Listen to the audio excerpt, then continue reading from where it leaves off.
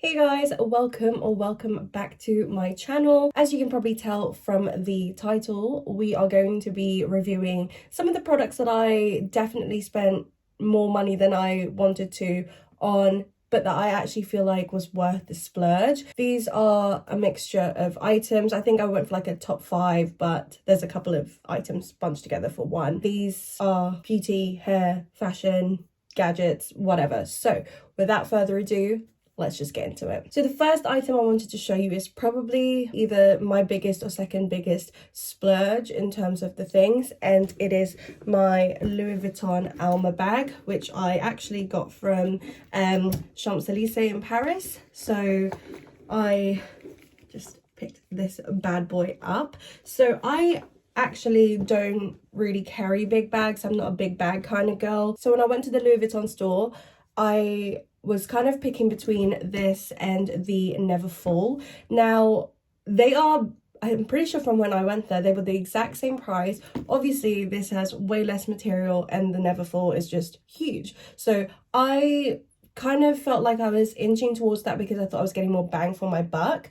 But here's where I realized that I made the right choice by going for this. I also have the Speedy 30 handbag. Now, because that's so big, I don't tend to take it out very often because it's just quite impractical. So when you go shopping or you go on a night out or whatever, it's more so for, I don't even know, just like, it's just more impractical than this, which you can sling around you. It's a body bag. It's a crossbody bag. It ain't a body bag. So you can just kind of hold it like that. And yeah, it's tiny, but it fits so much in here. And like I said, because I prefer practicality over just having like a bag that you know, obviously fits a lot more stuff, I just feel like I have used this more than I would have the Neverfull, purely because it fits my lifestyle and what I need from a bag. So yeah, I 100% feel like this was absolutely worth it. Can you imagine me going, I don't know, to the pub or going out just for dinner or going shopping, for example, with the Neverfull? Personally, that can't be me because I need my hands to be free. I need to be as lightweight as possible. So if I know I'm going shopping, I will either take this or my Longchamp backpack because I need movement. This I feel like was definitely worth it, and I will say that I've definitely made my money's worth out of this.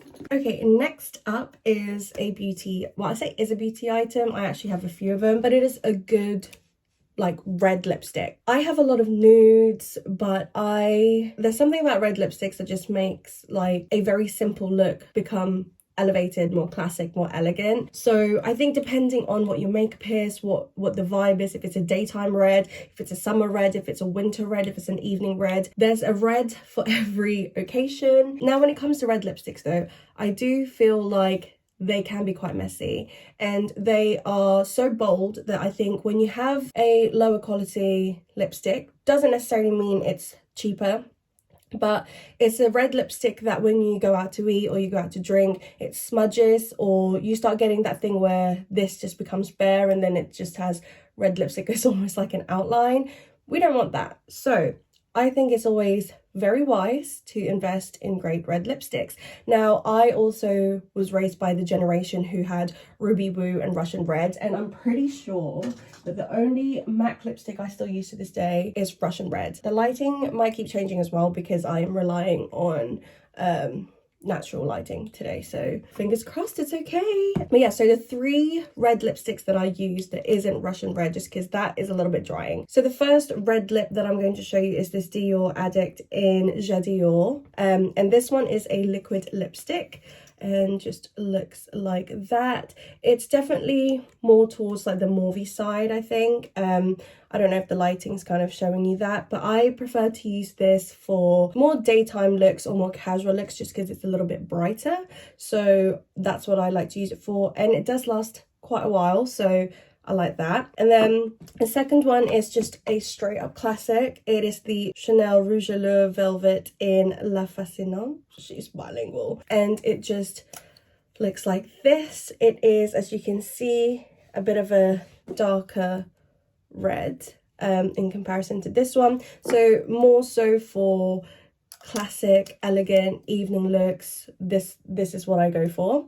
And then I also have this one, which I am lucky enough to have received from my boyfriend's sister. And I was really worried that I was going to like it because it's Gucci, but it is goldy red. And this one is more of a matte finish. Oh my god, this lighting is ridiculous. And it has more of like a corally orangey tinge to it, and I love this for more like spring, summer outfits, looks, whatever. So those are the 3 red lips that I have. So yeah, like I said, just a good red lip. The classic red lip, I feel like, goes further than just a red. Every different skin tone, first of all, differs, but we all have our own, you know, that red lipstick that we go to, and it's just more complex than just a classic red lip. There's just so many factors that you got to think about. I think that despite the fact that these are quite pricey, for things that you literally just put on your lips, they elevate the red lip look for me. So yeah. So the next item that I'm going to be showing you is a little bit different. This is going to be my Nintendo Switch. I actually got this as a Valentine's present a few years ago from Ben, and not just the fact that the Switch has definitely been played so much over the years, but specifically speaking, he bought me Animal Crossing during first lockdown, and that was like nearly 3 years ago, and I'm still into it. I have racked up hours on hours on hours on that game.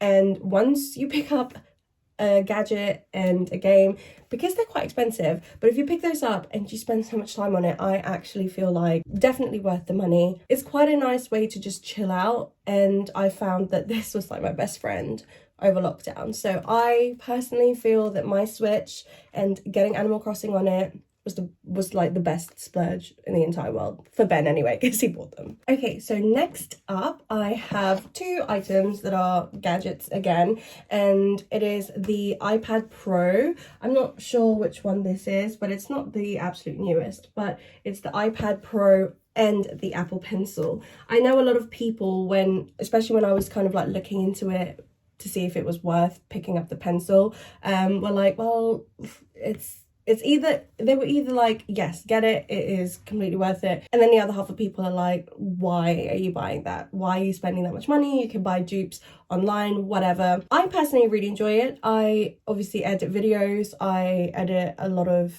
photos and create content for my small business and for my podcast and stuff like that. So I actually do find that this and this works so well together to provide me with the things that I need it to, and I don't think it's a waste of money. So if you're someone who does a lot of work, I also feel like if I had this when I was at university, 100% I would be, you know, like signing away, writing notes and everything on here. It would have just elevated my studying style and my note takings. So yeah, I think this is such a great investment. And if you have like me, I have Apple products like my laptop, my phone, my AirPods. I have Apple items. It's quite nice that they all sync together. So yeah, I know it's a little bit pricey, but I think this is a really good investment if you are someone who actually will use it. I guess that's the thing, if you use it. And then last but not least, so you can probably tell, like, I would never know how to do my hair anywhere as nice as it does now. Like, this probably isn't even that great to some people, but for me, this is like, I've paid so much money for a blowout, but I didn't. Instead, I paid so much money for the Dyson Air Wrap. Now, I have seen so many people say that, again, love-hate relationship, the same with the Apple Pencil. Either people think it's worth the money or people really think it is a pile of shit. No one kind of says in between. Luckily, I fall onto the other category of absolutely love it. Never been a hair girly, and this has helped me elevate my looks even more, because sometimes, you know, I know how to do makeup, but I don't know how to do hair. So sometimes my makeup would be cute, my outfit would be cute, but because I don't know how to do hair, I just felt like, oof, I'm just that close to just basically being Victoria's Secret model. You know, obviously nobody's perfect, but now that I have the Dyson, that's a whole other story. But yeah, so I think this was most definitely worth the splurge.